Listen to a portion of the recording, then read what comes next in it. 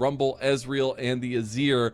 First pick, easily chosen, is the Naafiri for Monki. And we were just talking before coming into this one, we wanted to see Monki on a facilitator. Yeah. That's not the case. No, once again, we are going aggressive right here for Monki. To be fair, I think the Naafiri gives you a lot more overall than the Zed does, and you just have so much extra survivability now through that E. It really is a good champion at the meta at the moment. I just don't know that it's Monki's style. The response, though, just going to be the Cassante and the Corki slam straight in. Two very strong pickups. Once again, FPX, they give themselves a lot of the best champions in the meta. Interesting, we haven't been seeing the Cassante so much recently. That's very true. It's definitely fallen in the back end of the meta for sure, but still a potent pick when you grab it. The Corki also providing a little bit of flexibility to FPX. It's going to be the Ahri for Karis, so providing some mobility for mid lane, but more importantly, this connection from this top trio is oh so important, especially if they end up locking Ambessa here. They've got to get off the ground running. Naafiri needs to have tempo in the game. This is a bit of an interesting pairing whenever we do see it locked in. Ambessa, Ahri, two champions with skill shots that are pretty easy to miss. As soon as you land the charm, it makes hitting that public execution very easy and vice versa. But at the same time, if you're not on, and we've been seeing some missed skill shots throughout, and you miss either of those, that's big abilities just gone straight away. And it is going to be the Lilia right here locked in. So FPX, this composition scales really well. You're not looking to get too aggressive early on. You're not too worried about heavy ganking because that's not exactly what the Naafiri is trying to lay down. And even then, these lanes are pretty safe that you've got so far. Yeah, and you can talk about Naafiri's clear speed, but Lilia is the OG clear speeder. Yeah. And you really love to see Shadow on that kind of pick. A lot of setup potential for the rest of his team, but now we're in the second phase. We already see the Ziggs and the Braum banned by FPX from that red side. It's the Poppy and the Alistar banned from WE. I was about to say, I wonder if this is the kind of game where you do want to pick yourself up the MF. Now, it gives you a lane to play around, right? You've now got a winning lane, potentially, that you can try to get aggressive in. At the same time, with this Rel potentially being locked in, that's your best combo alongside the Misfortune just gone. It works well with the Ashe. Actually, once you get aggressive in this bottom lane as the Misfortune, you've got to be sure you're going to win this one.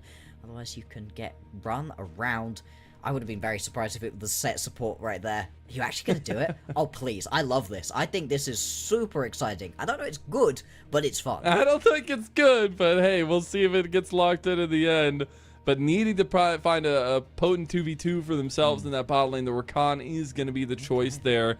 And honestly, I love these kinds of setups. It is back to a little bit more utility for Taeyoon, but the Ashe, definitely more of a carry threat than the Jhin. But also having those Enchanted Crystal Arrows to really set up Monki and the rest of the team. Still a lot of onus on Monki to get the carry off.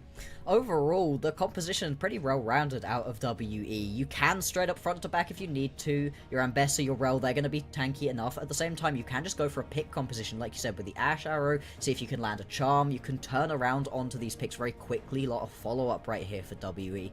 FPX, their composition, much more about looking into the later stages of this game, trying to scale up, at least get yourself to that level 6. I worry a little bit for this bot lane. Yes, between the Rakan and Misfortune, you've got a lot of damage, a lot of engage. But into the Ashe, if you ever make a mistake and go in a situation where you shouldn't do, those slows are incredibly oppressive.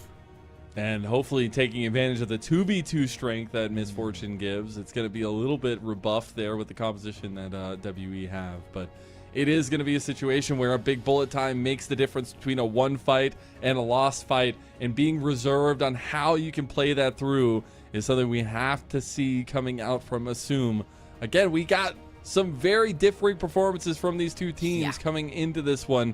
We have some very tough opponents that FPX have taken down. They have beaten Weibo, JDG, and NIP before this series, going from a 0-4 start to trying to break even now, pushing the game the distance against WE. But WE, no slouches in their own right. They just beat Weibo last night 2-1 in dominant fashion, taking out TT earlier this week as well, 2-0. These teams are on fire. And who's going to live through the flames? Who's going to be snuffed out? We get to game 3. We're going to have that question answered for ourselves very, very soon. Still, lots of League of Legends to play between now and then. So you can hear the chants ringing out good, decent fan bases out of both of these teams, actually. And already you can see these top laners gonna scrap with each other a little bit. Shadow actually caught here. Does he have to flash already? He might have to. Already Yeah. half health, gonna flash away from the charm, so that will be a big tool down. They weren't able to get the ward there. Got really close to that one, but that'll be something that WE love to see early, is their proactivity. Exactly, WE, they are just known for it at this point. They like to get aggressive, but usually it's on these facilitating junglers for Monki. Instead, got one of the most aggressive pickups we see in the jungle at the moment, the Neferi. Yes, you've got a lot of extra survivability now through that E. Untargetable, way too strong, I feel like, in a lot of situations, but at the same time, you aren't so much setting up the rest of your team. In this game, it's very much going to be on the carries themselves to be able to set themselves up charms, enchanted crystal arrows, or on Cube and Vampire to be able to buy space, buy time, and allow these carries to be able to do the damage that they need to.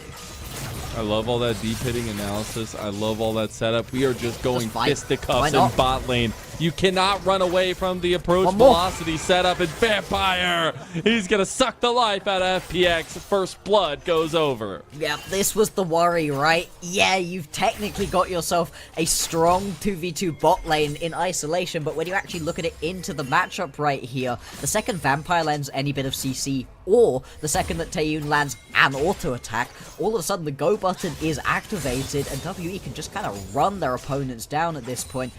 This wave going to be pushed in, and you can go for a really early recall right here as WE come back out onto the map with a little bit of extra stats in your back pockets, and then do it all again. Yeah, disrespecting the early slows from the Ashe lane definitely is going to come back to bite him. Now Monki trying to stay proactive, trying to go mid, will be answered in kind by Shadow, though, as they are seen. And what I was getting upset about earlier before we got all that action in bot side is the fact that Monki isn't using the hot dog skin. And honestly, the Monki stocks for me have fallen through the basement. Yes. As honestly, GG go next. What's the point?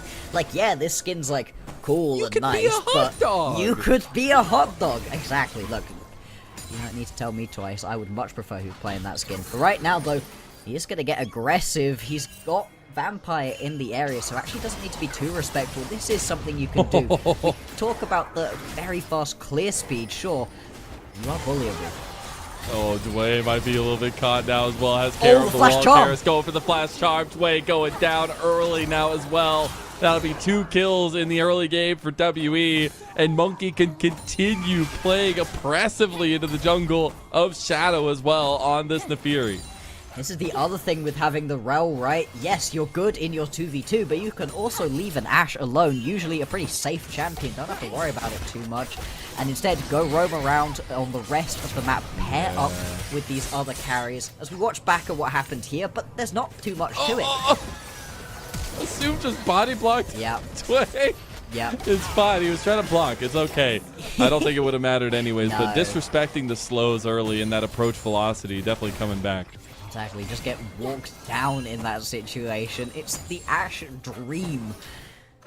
Hit an auto attack, just keep walking at them. The fact that Vampire picks up that kill and the next kill as well, 2-0 on this Rel, a little bit funny, not exactly ideal, but still, you want your Rel to be very tanky. This is going to be a main part of the engage for WE, a main part of your ability to step up around these objectives later on in the game, so I'm not mad about the couple kills going over to Vampire. Yeah, I'm still a little hesitant, though. The consistency for Vampire definitely hasn't necessarily been the case, even though we have seen some good performances from him these last couple days.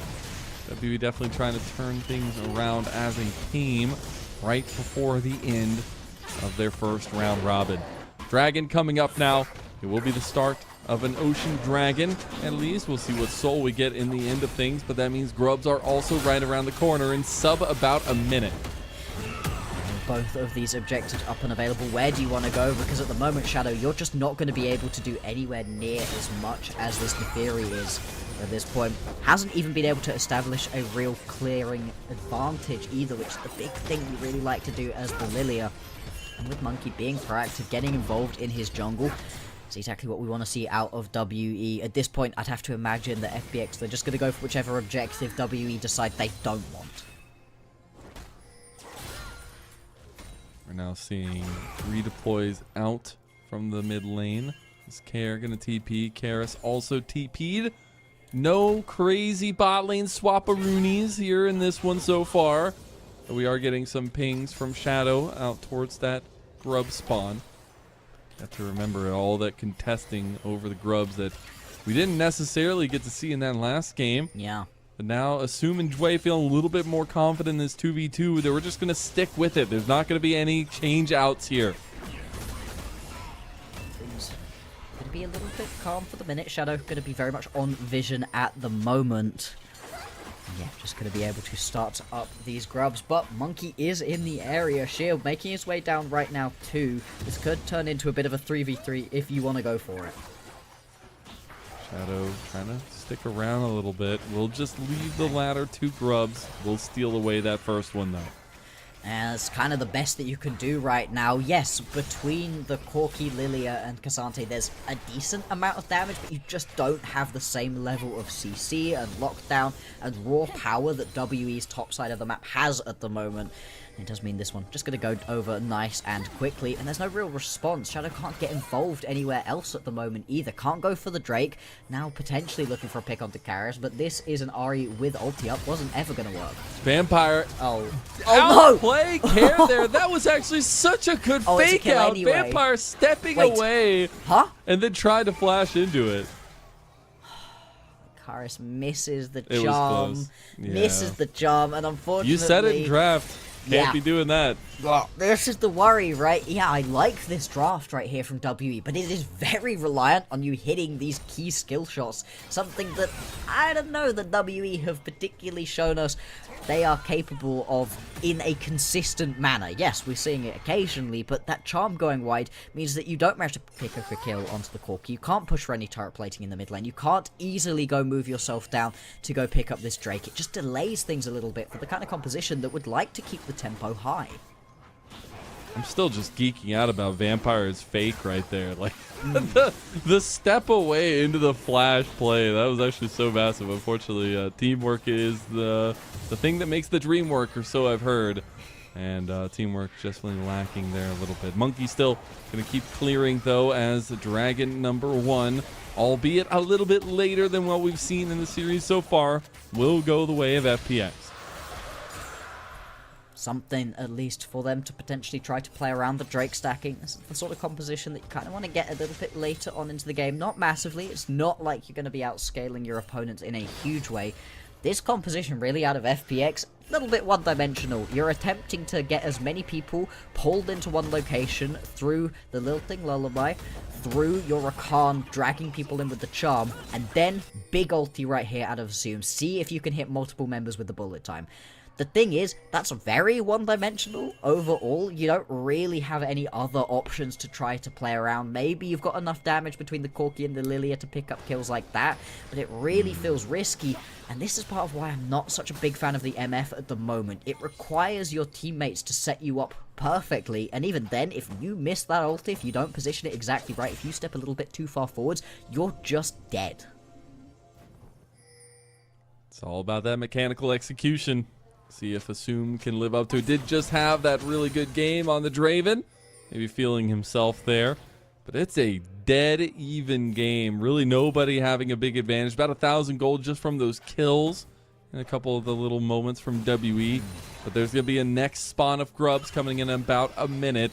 We do have both bot lanes in the mid lane. Preempting for this one would be 5 grubs for WE, and that's a massive boon to their pushing power later on in the game. Absolutely. Being able to pick those up, being able to have this slightly shorter range composition in a lot of ways, be able to just maul your way through towers, exactly what you're going to be looking for here. We'll see. Will FPX be able to step up and try to get involved? Because right now, they kind of don't have any winning lanes. You can see Kair's getting chased around the top side. Vampire and Taeyoon, they've already proven that you can't step to them. And yeah, you've got some push from Sheer, but it's a Cassante and Bessa matchup. This has kind of turned into a new El Clasico, where, yeah, these champions look like they're exciting, but they are not in the laning phase. Not at all. And that's what we came for. Pay the big ticket prices. Let's go. Hell yeah. I will say, Jwei is getting close to level 6. Isn't level 6 just yet. Grubs are spawning now. Yeah. We're getting redeployed from both teams out towards this top side. So now that we have everything we're going to have for these first fights, it is a bit of a benefit for WE to have 2 first item spikes for this fight. Absolutely, that's what they've got for themselves by playing this proactive early game, picking up a couple of kills, having small CS leads. They're just in a slightly stronger spot overall. And just see where these top laners go. Teleports are available, so they can join up if you really feel like you need them. Monki starts the grubs, but is going to be forced to back away at least for a second.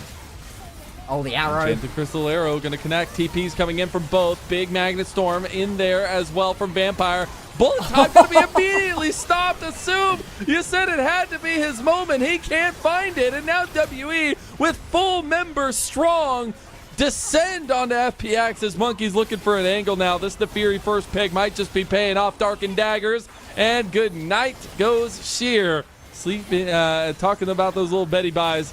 And it will just be that big grub fight win for WE. They will still lose the 1, so they won't get the full 3, but 4 all total for Team WE. Yeah, it does mean you're not moving towards your feet any quicker with this one, but still, it's a really nice arrow to be able to kick this play off, and this is exactly what I was worried about with this Bitch Fortune. You've already had to cleanse, you then immediately get full That's in. so tough, man. And they still just find him.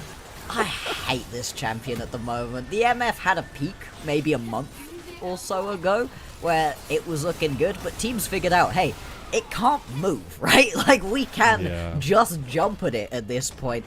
And at this point in the meta, the MF, it's losing way more than it's winning for this exact reason. You just can't find the ultis that are perfect in the majority of the games, and this isn't even the best kind of composition for the Misfortune. Usually you see it with even more setup. You know, oh, we've had to draft ourselves a Rel and an Orianna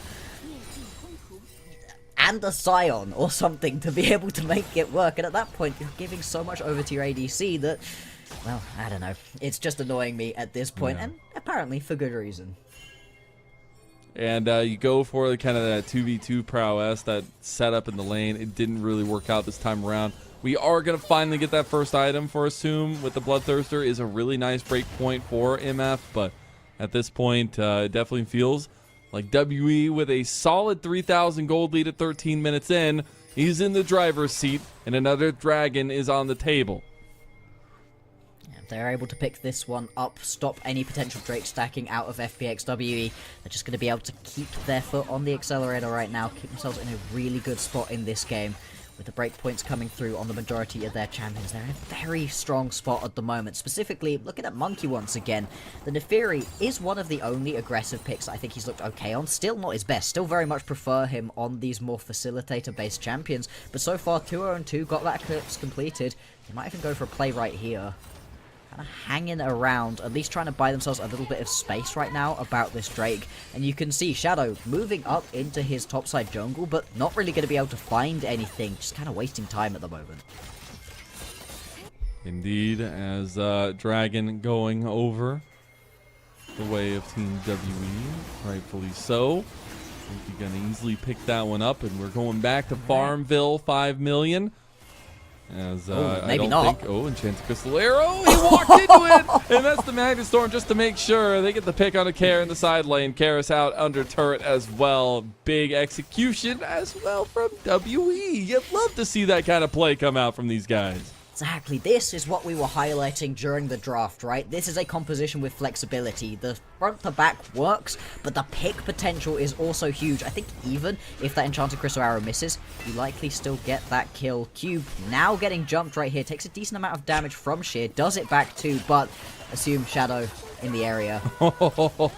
Lilting Lullaby, bullet time on top. It doesn't proc it, so he has to stand there and take it.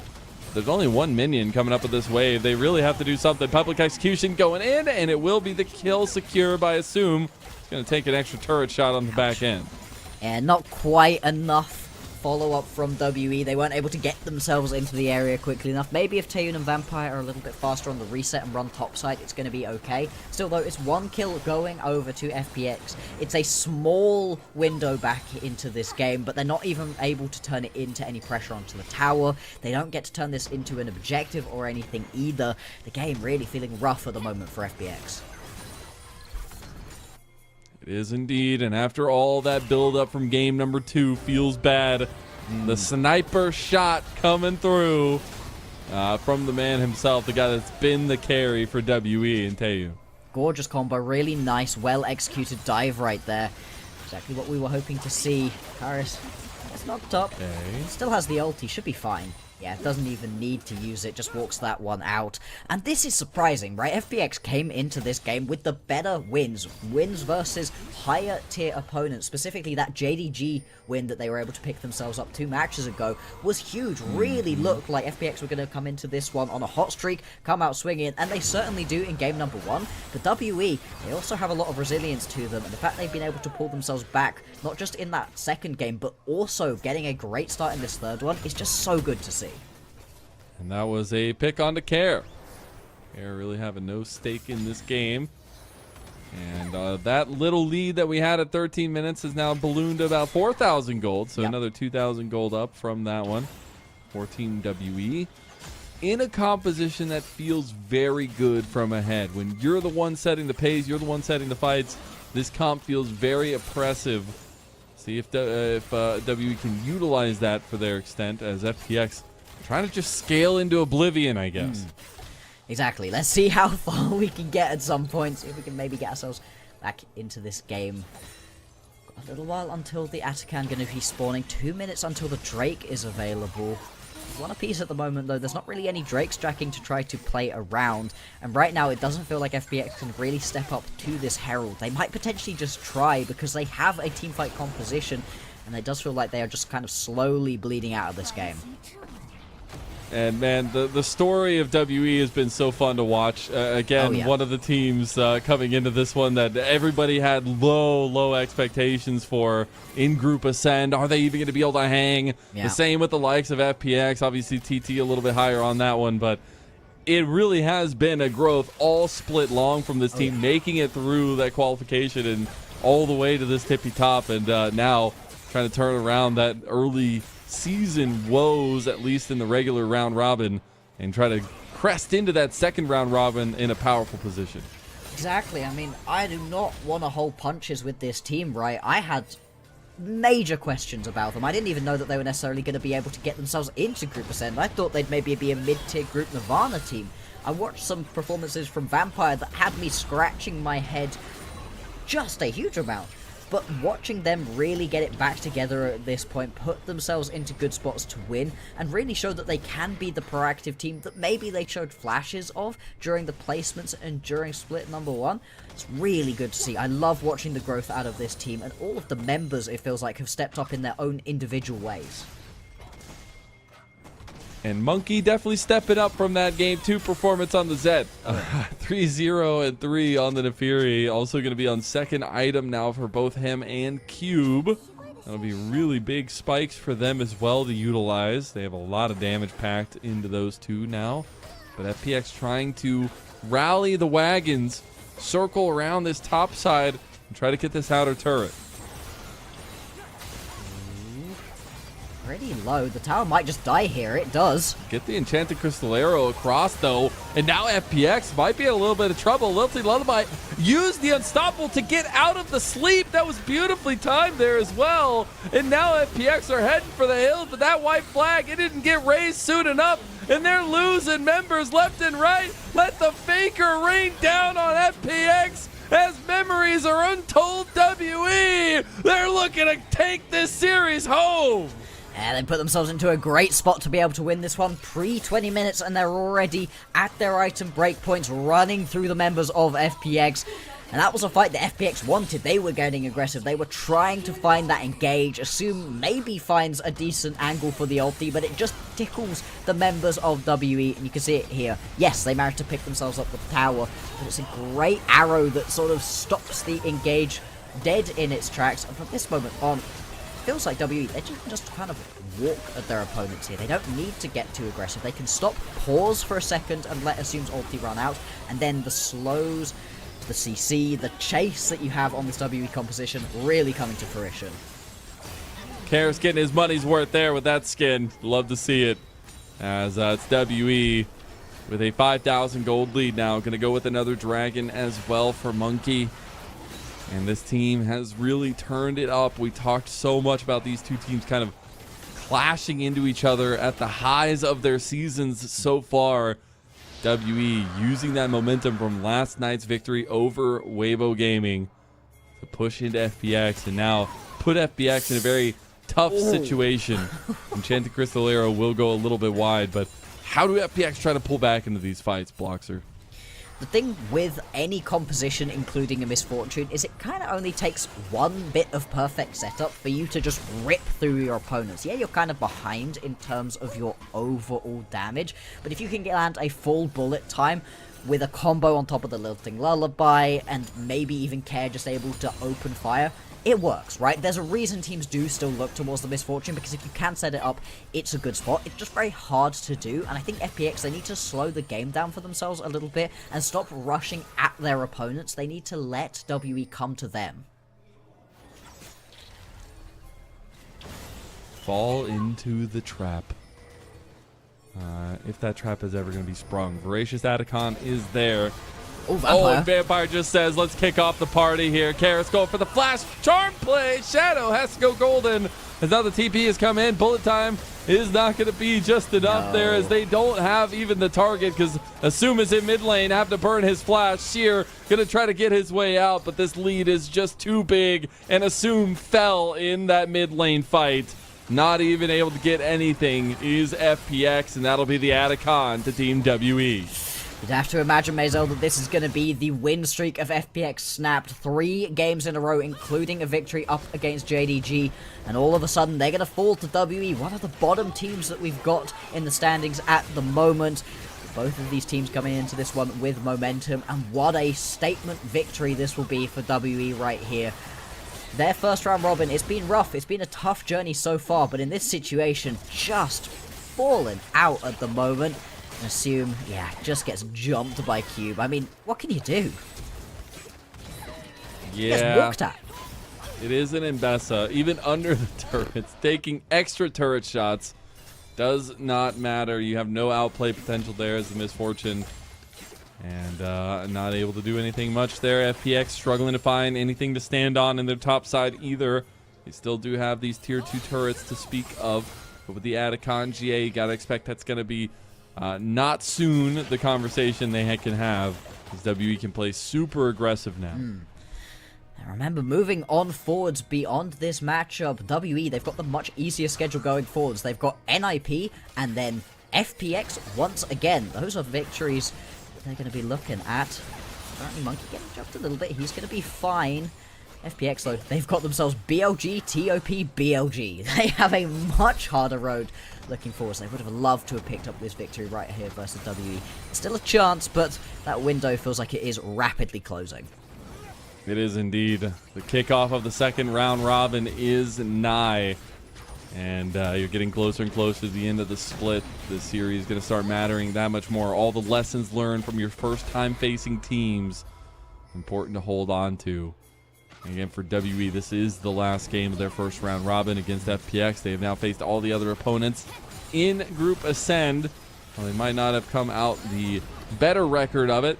They are finishing strong. And what a way to do it in a 3-win streak there, as they take a tier 2 tower in topside, get some of that standing gold, and continue to balloon this lead now to almost 8,000. Yeah, the lead is huge. You can see 2 items completed onto everybody right here for WE. Well on the way to those thirds. In fact, look at that. That's going to be 3 items now completed for Cube. He's not even decided to go towards boots, just got his magical footwear on. And hey, why not? So many dashes on this champion. You barely even need the extra movement speed.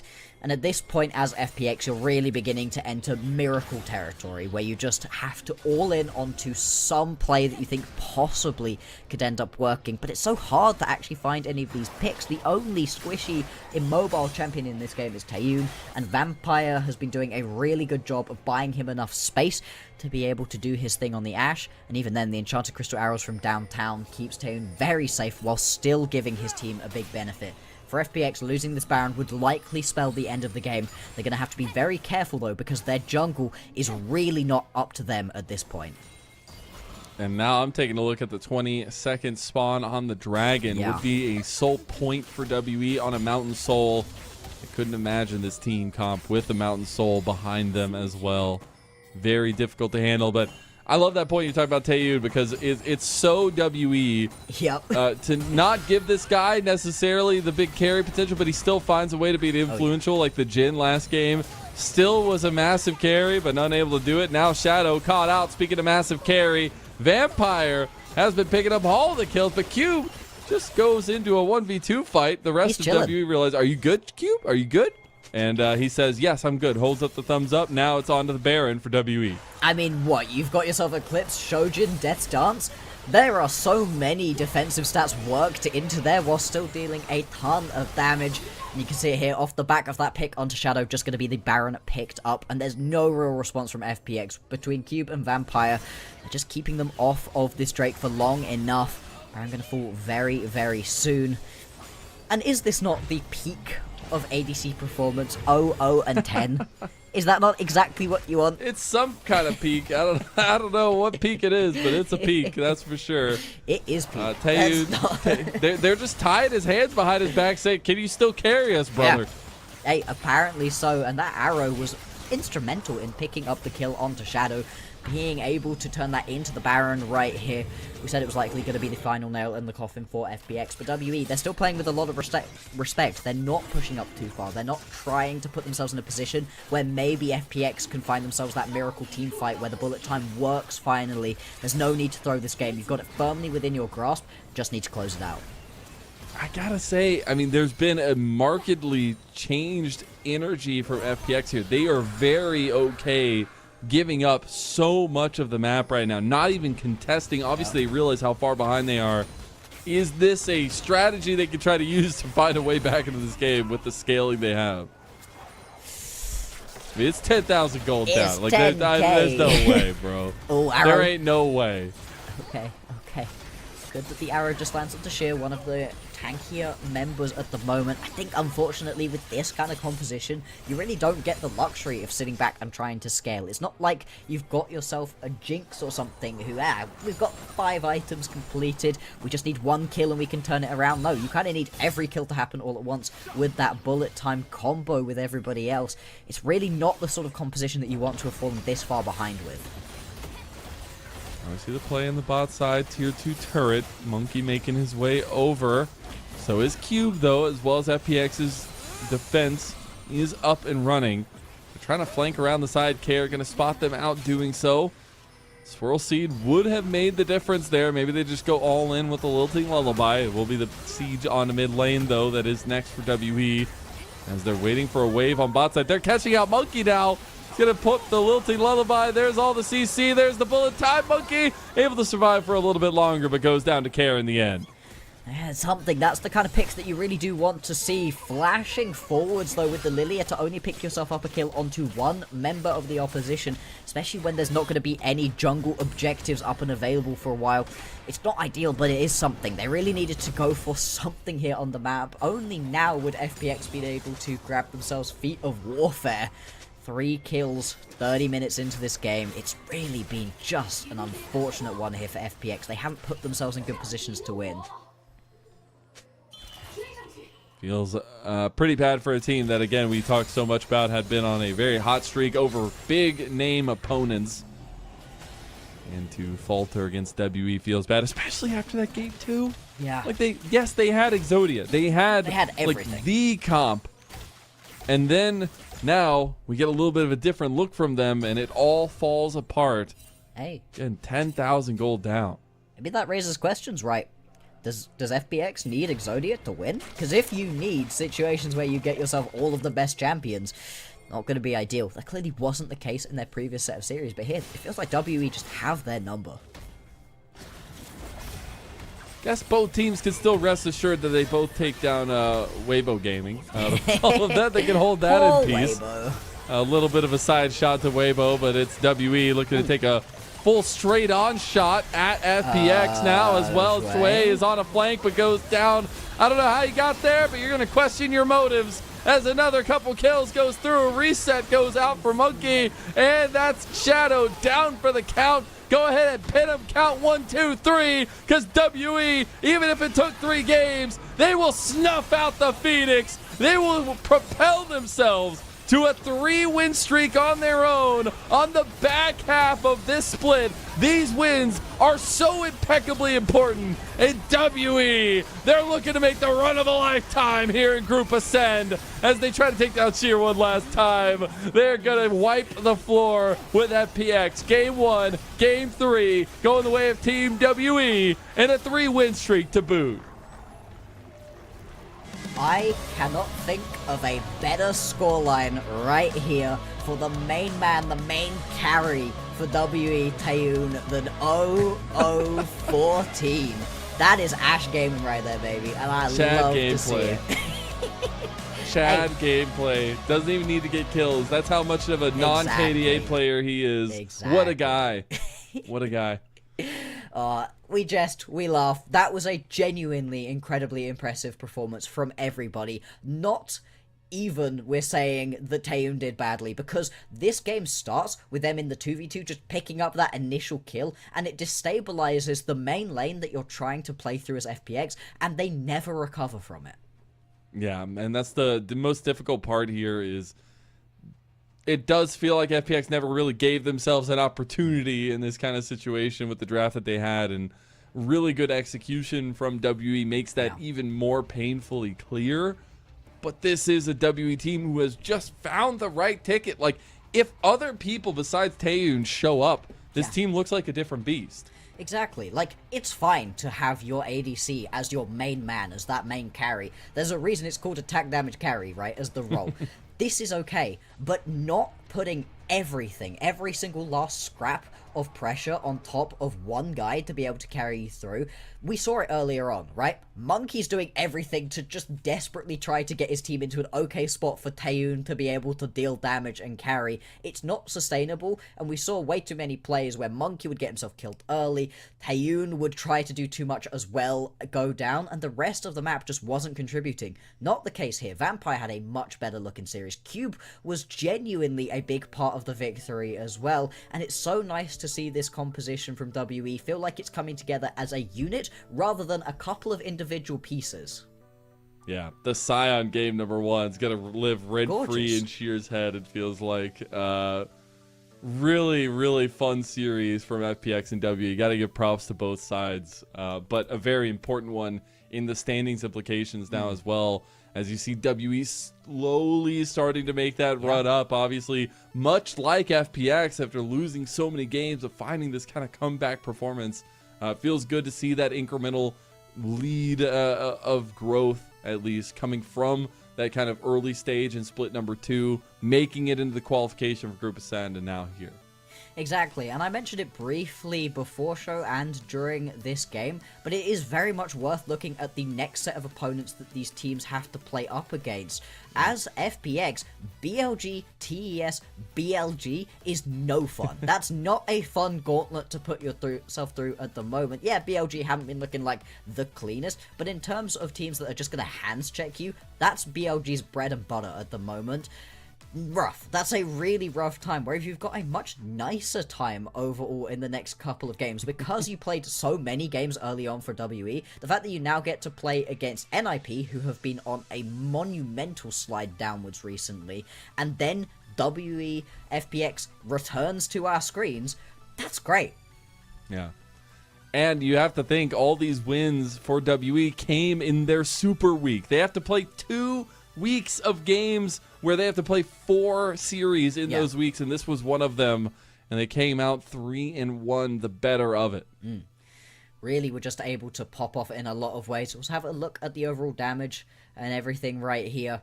I love that we saw 100% KP from Shadow. He was trying, but just never was able to get anything going. And it's from this moment, right? This here is exactly where things begin to go wrong for FPX, and I love it. We highlighted it, right? Yeah, you usually draft yourself the MF and the Rakan as a lane bully kind of comp. It doesn't work in this situation, and it's a lack of respect out of FPX's bot lane that loses them those kills and puts them behind something you cannot afford on the Misfortune. And then this one. This is why I hate the Misfortune at the moment. It's just instantly stops, man. It's like you What just are we doing can't here? even pull the trigger. What are we doing here? This is now multiple games, multiple different teams and different ADCs piloting this MF, where I watch it maybe ult effectively. Some of them work, okay? Once. Some of them work. The reason I think we keep seeing it is because when it works, oh boy does it work. It just wrecks things. But there's so much setup, and so much of it is not on your ADC, it's on the rest of your team to make it happen. Get it off my screen. It's bait. I don't want it. It's not good. I don't like it. Love to hear that. Got to start thinking about who gets MVP for this one, though. It's definitely going to be a little contentious. It would be hilarious if Taeyoon ends up taking that one with a 0-0-14 performance. But I could see it. I could absolutely see it. Although Monki did have a very nice turnaround performance from the Zed pick in game number 2 to the Nefiri, not shying away from him being a major point of the carry and being able to kind of turn that around. Yeah, I think everybody on WE right here had some pretty good performances. I mean, what was Karis in the end? Like 5-0 and a ton of assists as well. Genuinely really impressive performance on the Ahri, hitting a lot of charms. Missed one key charm in the mid lane as well. Yeah. I think I'd overall give it to Monki. He was a really proactive member of the team in this game, and it's great to see him be able to do that on a champion that, you know, isn't necessarily quite so strong in the ways we usually think he's best at. He's so good on the Skarner. He's so good on things like the Pantheon. The Nefiri, he's very much putting a lot of weight on his own back, and after the Zed performance that was not great, to see him be able to really just pull himself back, get himself into a great spot in this game and carry the team, great to see. Yeah.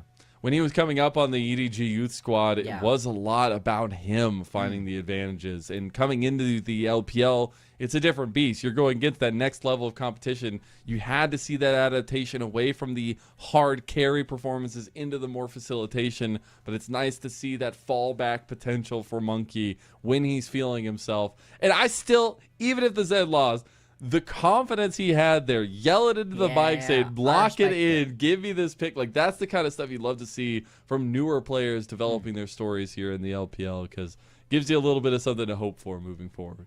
Hey, maybe if it's not picked into literally all of the best champions in the game at the moment, it does better. You know? Maybe if you don't have a Gwen snipping for 4,000 damage a pop, things look a little bit better in that game. And Gwen, Yode, Rana Sejuani, you know, it's not going to go well for you. I'll just say that. No. The only other thing I'd like to quickly mention, hopefully, before we end up seeing who the MVP is just that was one of the most AFK matchups I've seen from Care kind of in his whole career. Like, I don't remember saying his name other than once when he got killed. It was just way too quiet. FPX gonna need to fix that. Oh, really? no! Okay. Vampire doubters in shambles. MVP, his first of the split. There it is. Vampire with the 3-1 performance on the rail. Take those kills, King. Hey, he had more kills than his ADC. This is a carry performance right here. And you know what? Who voted for this? I don't know. Hey, it was a sick game. You know, the Rel was a big part of the victory. Getting the early kills as well. Was 2-0 at the start of the game. I can respect it, you know. I respect the hell out of it. As him and Monki's kind of recombination from those EDG days have definitely been paying off a little bit in their cohesion. Some of the plays that we've seen, also not. But really, really good stuff from Vampire over these last couple series to show why he actually was pretty hyped coming out of EDG's youth roster as well. A lot of pride had gone into that EDG youth team, and to see them kind of spread apart was really, interestingly enough. The way that things ended up panning out was Vampire and Monki back together in WE, making it work. Yeah. And that does mean that is it for our first series, Bloxxer. Any thoughts coming through? Is WE the real deal? Is this the turnaround of the century?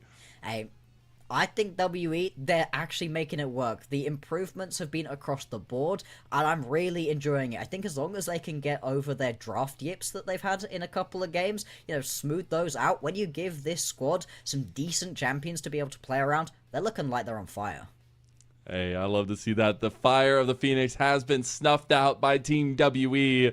The legacy continues to move forward for Team WE as they go into the second round robin. But our first series done, 2-1 the way of WE. We still have yet another one after this. It's going to be an absolute banger. You don't want to miss it. Yanni's coming in to give us the action here with NIP versus BLG. We'll see you there.